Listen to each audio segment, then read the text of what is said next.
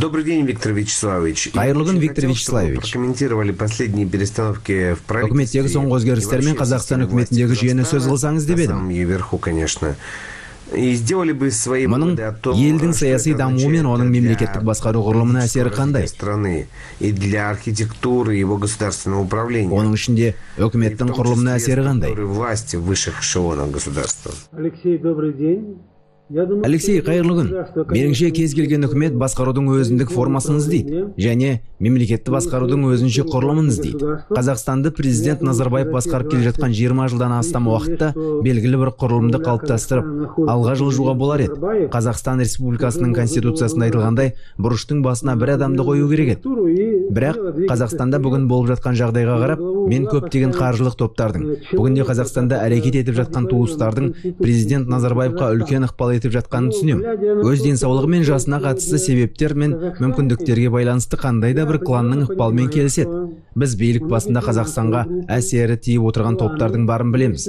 Қазір олардың аты жөндерін атағым келмейді. Қазақстанның бірінші премьер-министрінен бастап тізіп шығуға болады. Қазір нақты қандай кландарды айтып тұрсыз? Я думаю, что сегодня... Бүгінде басты бірінші клан, ол әрине Назарбаевтар кланы. Бұл оңтүстік топ. Олар Қазақстанда басты позицияларды иемденген шапрашты деп аталатын ел. Сәйкестік жоқтығын көріп тұрсыз ба? Олардың саны аз, иемденген орны көп. Бұл дегеніңіз Қазақстанды басқару жүйесінде белгілі бір құлдырауға келіп соғады. Қазір Қазақстанды басқару құрылымына қарап отырсам, министрлер кандидатурасын зерттеп қарасам, оңтүстік кланнан 13 министр бар екен. 3 өкілі Қарағанды облысында. Онда президент жұмыс істеген болатын. Тек бір ғана министр, қорғаныс министрі Жақсыбеков Қостанай облысында туылған. Оның сол жақта туылғаны болмаса, бар уақытын президенттің жанында өткізген. Шапырашты болып кетті ме, әлде қостанайлық болып қалды ма? Оны әлі қарау керек. Халықта солай дейді. Бүгінгі өзгерістер премьер-министрдің бірінші орынбасары қылып Бақытжан Сағынтаевты қою. Мен оны жақсы танимын. Бекер емес сияқты. Жаңаөзендегі жағдайды қараңыздаршы. Сол орын алған кезде Қырымбек Көшербаев президент кеңесшісі болу керек кезде, артынша Қазақстанның бірінші вице-премьері болуы тиіс болатын. Артынша оны өзінің Қызылорда облысына жібереді. Мұның екі жағы бар. Бірінші, өз облысын қалпына келтіруге мүмкіндік берді. Екіншіден, үкіметтік қызметке өз адамы Бақытжан Сағынтаевты тағайындау керек болды. Соңғысы президент Назарбаевтың жақын адамы. Естеріңізде болса, Рахат Алиев өз кітабында былай деп жазған. Президент Назарбаев қатысқан мерейтойлардың бірінде мерекенің соңында торт салынған қорапшаны алып кірген.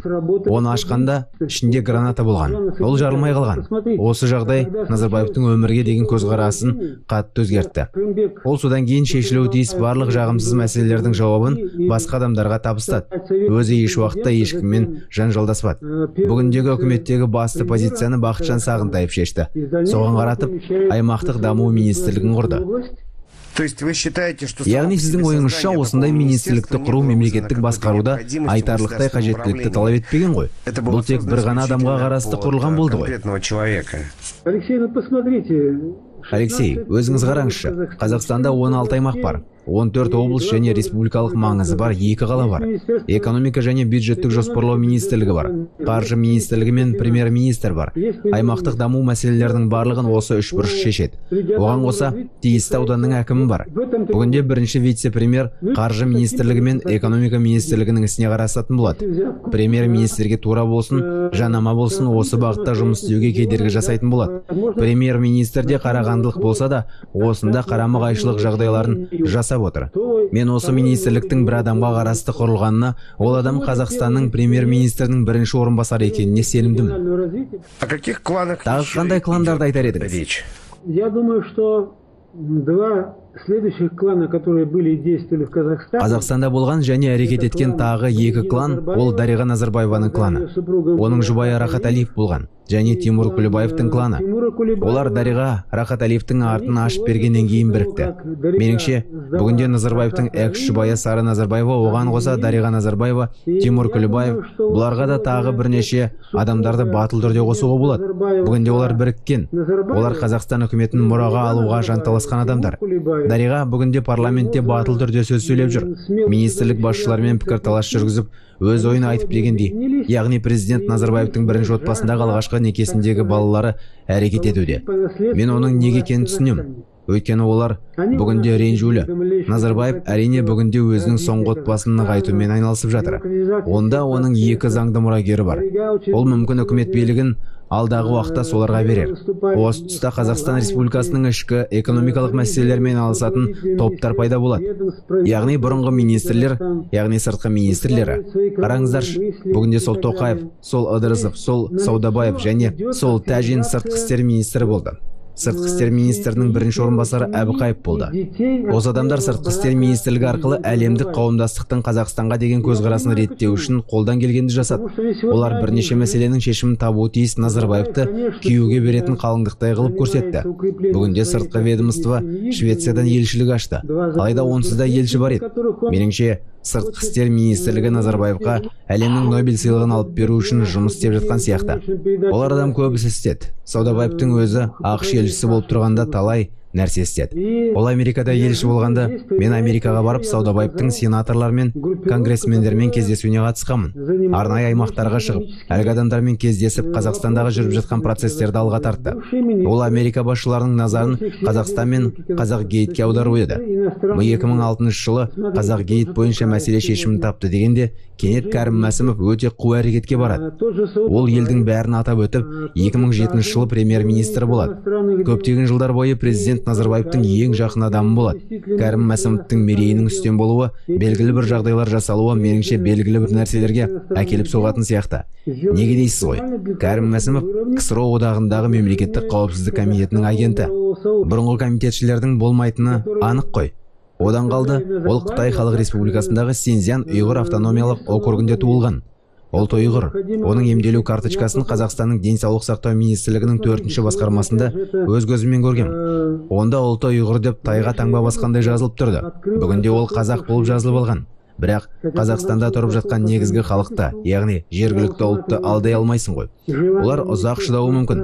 Бірақ өздерін алдап жүргендерін сезіп қалса, олардың көтеріліп кетуі де мүмкін. Яғни Кәрім Мәсімовтің Қазақстан қоғамындағы ары қарай өсуі Қазақстандағы негізгі ұлттың өре түрегелуіне әкеліп соғады. Сонда Кәрім Мәсімов бүгінде саяси Қазақстан иерархиясында өзінің жеке тобын басқарып отыр ма? Кәрім Мәсімов бүгінде Тимур Күлбаевқа өте жақын адам. Бірақ көріп тұрсыздар ма? Мәсімов ол президентке жақын, Тимурға жақын жүр. Яғни бүгінде кім мықты соның жанында жүр. Ол премьер-министр болып жүріп, Ресеймен жақсы қарым-қатынас орнатып алды. Қытаймен де солай. ақш-пен жақсы қарым-қатынас орнатты. Кәрім Мәсімовтің Қазақстан үкіметіне өзінің наразылығы бар. Меніңше, осы жағдайда Кәрім Мәсімовке қарама-қайшы президент Назарбаевқа Тасмағамбетовке қызмет ұсынуы керек еді. Ол бүгінде президент жанұясының барлық мүшесімен жақсы қарым-қатынас орнатып алған.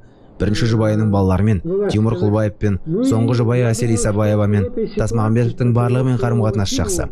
Бірақ ол ұлттық пайымның адамы. Қазір қарап отырсақ, жағдай анық көрініп тұр. Назарбаев шапырашты. Ол нөмірі 1-ші клан. Нөмірі 2-ші клан ол 1-ші некедегі балалар мен алғашқы жұбайы. Сыртқы ведомство, бұрынғы сыртқы істер министрі және Қазақстан Республикасының алдағы имиджі үшін барын салып жатқан сыртқы істер министрлігінде жұмыс істеп жатқан бүгінгі адамдар үшін, олар үкімет үшін, оның ішінде бірінші орынбасар президент күзеті қызметінен кеткен. Осының бәрінің не себепті орын алып жатқанын мен керемет түсінем. Егер бүгінде Нұрсұлтан Назарбаевтың денсаулығы сыр берсе, ертең Нұрсұлтан Назарбаев денсаулығына байланысты Қазақстан Республикасы президентінің міндетін атқара алмағанда бір жағдай орын алуы мүмкін. Сол сәтте президенттің қасында кім болатыны маңызды. Оның ауырғандығын, бүгін қандай да бірдеңе істей алмайтындығын, сөз сөйлеп бірдеңеге қол қоя алмайтындығын кім жариялайды?